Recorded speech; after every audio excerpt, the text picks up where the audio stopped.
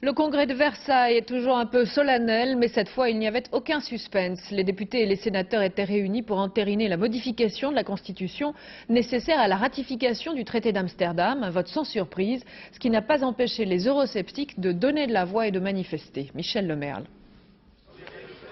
Versailles, côté jardin, Versailles, côté hémicycle, il y avait bien aujourd'hui dans ce congrès deux débats aux tonalités bien différentes. Côté hémicycle d'abord, une large majorité qui donnait son assentiment à la révision et vantait les vertus du traité.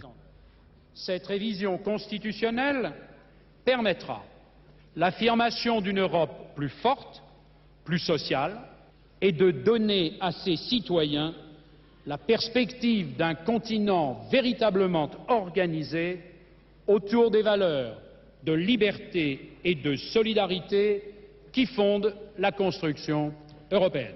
L'arrivée de l'euro marquait une étape de l'union économique. Il faut maintenant aller plus loin.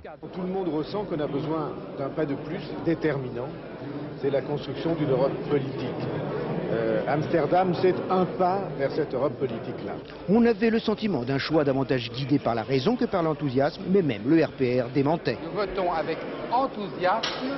C'est le président de la République qui a voulu Amsterdam. Et il est issu de nos rangs. Nous n'avons donc aucun état d'âme.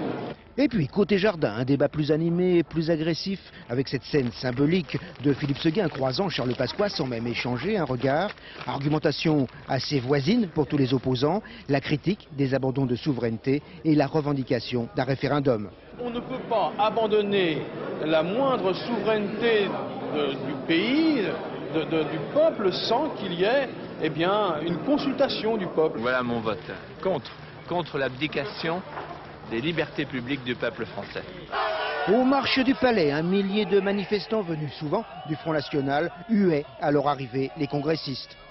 Vous voyez l'indignation de la population envers tous ceux qui abandonnent leurs responsabilités.